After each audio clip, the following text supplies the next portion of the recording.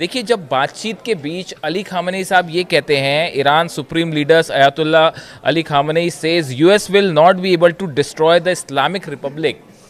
जब Ali Khamenei साहब ये कहते हैं कि आप लाख कोशिश कर लें, आप इस्लामिक रिपब्लिक को खत्म नहीं कर पाएंगे, उसे हरा नहीं पाएंगे, तो असल में अली खामेनी साहब ये कह रहे हैं कि अमेरिका लाख कोशिश करे, डोनाल्ड ट्रंप लाख कोशिश करें, लेकिन आप इस्लाम को नहीं डिगा पाएंगे। ईरान में जो इस्लामिक रेवोल्यूशन हुआ, उसके जो सिद्धांत आधार हैं ईरान का, आप उसको नहीं हटा पाएंगे। आप ईरानी जो इस्लामिक रेवोल्यूशन हुई ईरान में, उसके वैल्यूज़ को आप कभी नहीं डिगा सकते। यानी दूसरे शब्दों में आप कहें तो अली खामेनी साहब ये संदेश दे रहे हैं कि इस्लाम के जो सिद्धांत हैं, इस्लामिक रेवोल्यूशन के जो सिद्धांत हैं, वो ईरान की शान है और वो हमेशा थे, हमेशा हैं और हमेशा रहेंगे। ये संदेश डील के बीच अली खामेनी साहब ने दिया। अब सवाल ये है कि उनका ये बयान क्यों आया। देखिए, उन्होंने 2-3 बातें और कही थी। उन्होंने मैं आपको बता चुका, उन्होंने कहा कि जो अमेरिका के वॉरशिप्स आए हैं, भले वो एयरक्राफ्ट कैरियर आए, लेकिन हम उनको डुबो देंगे। उन्होंने ये भी कहा कि अमेरिका की सेना कितनी मजबूत हो, कितनी उसकी तारीफ करते हो डोनाल्ड ट्रंप, लेकिन दुनिया में हमारी सेना भी है जो सबसे बड़ी सेना को भी घुटने पे ला सकती है। इस तरह के बयान आए। देखिए, ये युद्ध से जुड़े हुए बयान थे। इसी तरह का उन्होंने एक और बयान दिया कि determining the outcome of the negotiations in advance is wrong and foolish. उन्होंने ये कहा कि भाई, बातचीत के पहले ही अगर आप उसका हल तय कर लें, अमेरिका और डोनाल्ड ट्रंप के लिए कहा, तो ये निहायती मूर्खतापूर्ण है, फुलिश है ये, कि आप बातचीत कर रहे हैं तो उसके बाद परिणाम तय करेंगे ना। पहले से आप अगर तय करके बैठ गए कि हमें तो यही करवाना है, तो ये मूर्खतापूर्ण है और कहीं बातचीत का नतीजा अंजाम नहीं पहुंचेगा। इसीलिए अली खामेनी साहब बार बार कहते हैं कि इस बातचीत का कोई हल नहीं निकलेगा। अब देखिए, मैं पहली बात पर फिर से आऊं कि ये इस्लामिक रिपब्लिक शब्द का इस्तेमाल क्यों किया अली खामेनी साहब ने। उसकी बड़ी वजह है। देखिए, अमेरिका के पास जो ऑप्शंस हैं, जो अमेरिकन इंटरेस्ट हैं, एक तो ये है ही कि ईरान के साथ न्यूक्लियर डील करना है, ईरान अपना न्यूक्लियर प्रोग्राम रोक दे, ईरान जो है वो यूरेनियम एनरिचमेंट रोक दे, ईरान अपनी मिसाइल्स की रेंज कम कर दे। ये तमाम बातें हैं ही, लेकिन जो सबसे बड़ा हिडन एजेंडा है, समझिए इस बात को, जो सबसे बड़ा, जो कई सारे एक्सपर्ट्स बताते हैं कि अमेरिका का जो हिडन एजेंडा है वो ये है कि किसी भी सूरत में ये ज़रूर हो कि ईरान से अली खामेनी साहब जो है वो सत्ता से हट जाएं।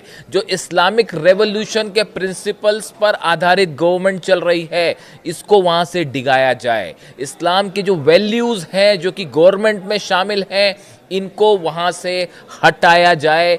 ये कोशिश है अमेरिका की। अगर आप अमेरिकन जो नेता हैं, चाहे आप उनके विदेश मंत्री हों, रक्षा मंत्री हों या एडवाइज़र्स हो डोनाल्ड ट्रंप के, अगर आप इनके बयान को एनालिसिस करें पिछले 1 महीने के, तो देखिए, आप कंक्लूजन इस पे पहुंचते हैं कि अमेरिका ने ये तय कर रखा है कि भाई, जब तक ईरान में अली खामेनी साहब का शासन है, तब तक आप ईरान को अपने मुताबिक नहीं ढाल पाएंगे। भाई, डील हो सकती है, न्यूक्लियर डील हो सकती है, थोड़ा सा एनरिचमेंट लेवल कम हो सकता है, सैंक्शन हट सकते हैं, छोटी मोटी बात हो सकती है, लेकिन देखिए, ईरान मिसाइल प्रोग्राम पे बात करने को तैयार नहीं है और ये साफ कह दिया मुंह पे कि हम बात नहीं करेंगे। तो अब मिसाइल प्रोग्राम पे आप डील कैसे करोगे? आप जो है वो ईरानियन ऑयल को लेकर आप उसे कैसे रोकोगे? एक सीमा के बाद आप किसी का व्यापार नहीं रोक सकते। और हॉर्मूज में तो ऐसा स्थिति है कि अगर उनके सेना के जो कमांडर्स हैं वो ये कह रहे हैं कि अगर आदेश आता है हम तुरंत हॉर्मूज को बंद कर देंगे। इस तरह के बयान जो है वो ईरान की तरफ से भी आने लगे हैं।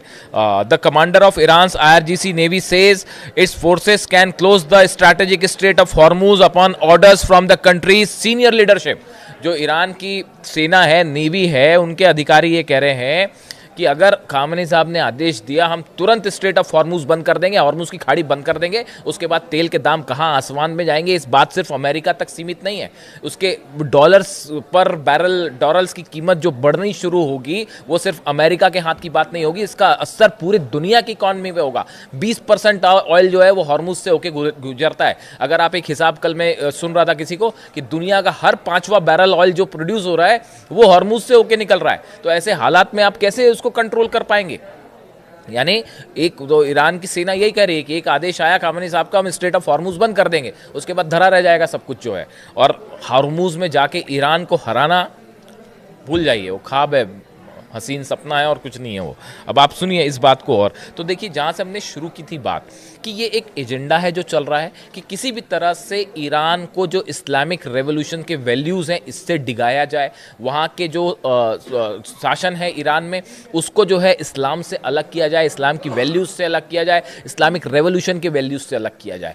तभी वो सूट करेगा अमेरिका की कैपिटलिज्म को, अमेरिका की इकॉनमी को, अमेरिका के इंटरेस्ट को सूट करेगा, ऐसे कई एक्सपर्ट का दावा है। और ये बात को अली खामेनी साहब बड़ी अच्छे से समझते हैं। आप देखिए आखिर ऐसी क्या बात है कि अली खामेनी साहब का वो इंटरव्यू का मैं बार बार जिक्र करता हूँ, आज से पता नहीं कितने साल पहले, शायद 1981 की बात है अगर मैं गलत नहीं हूँ, तो एक इंटरव्यू लेने वाले ने उनसे पूछा कि आपका दुश्मन कौन है, ईरान का सबसे बड़ा दुश्मन कौन है। एक शब्द में जवाब आया, अमेरिका। और आज भी जो है कितने साल का शासन हो गया उनका वहाँ पे, आज भी उनका विजन देखिए कितना क्लियर है।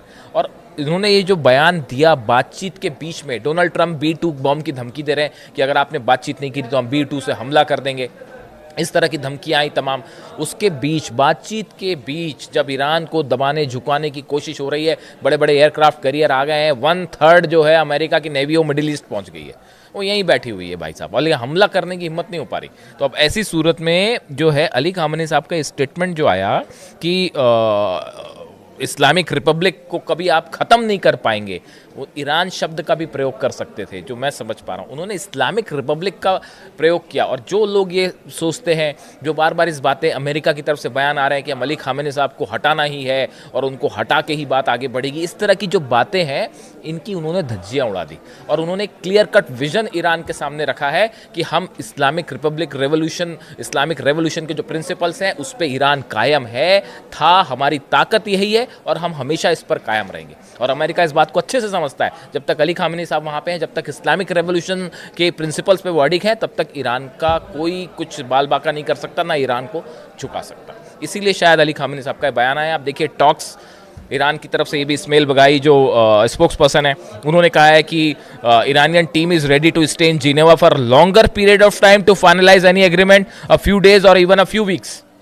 ईरान के विदेश मंत्रालय की तरफ से बयान आया है कि हम कई हफ्तों तक जिनेवा में रहने को तैयार हैं, अगर आप सिंसियरली डील पर बातचीत करते हैं तो हम बातचीत करने के लिए तैयार हैं, हम पूरी तैयारी से आए हैं। तो ईरान बातचीत के लेवल पर भी पूरी तैयारी के साथ गया था, यानी डिप्लोमेटिक सेट पर भी ईरान ने जो है वो अपना परचम फैला रखा है और फहरा रखा और ज़बरदस्त तरीके से जुटा हुआ है। अब देखना है कि ये डील का पूरा मामला किस तरफ आगे बढ़ता है, क्या वाकई डील होती है, नेतन्याहू को क्या चीज़ें मंजूर होती हैं, ईरान किन बातों के लिए राजी होता है, क्या सैंक्शंस हटाएगा अमेरिका, ये भी बड़ी सारी चीज़ें। ईरान ने तुरंत शर्त भी रख दी सामने कि आप सैंक्शंस हटाइए, बातचीत ठीक है एक लेवल तक हो सकती है, उसके बाद आपको सैंक्शंस भी हटाना पड़ेगा, आप वो फ्रेमवर्क भी तैयार कीजिए। आप हमारे न्यूक्लियर डील को लेकर, अगर हमारे न्यूक्लियर प्रोग्राम को लेकर फ्रेमवर्क तैयार करते हैं तो ये भी बताइए कि आप हमसे सैंक्शंस कैसे हटाएंगे। ये एक हाथ से ताली नहीं बजती कि आप सिर्फ ये कहें कि हम डील पर बात करेंगे, हम यूरेनियम पर बात करेंगे, हम मिसाइल पर बात करेंगे, तो ऐसा नहीं है। आपको सैंक्शंस, आप इक्वल लेवल पर बात कीजिए, हम आपसे नीचे नहीं है। ये संदेश ईरान की तरफ से साफ दे दिया गया है। यानी डिप्लोमेटिक स्टेज पर भी ईरान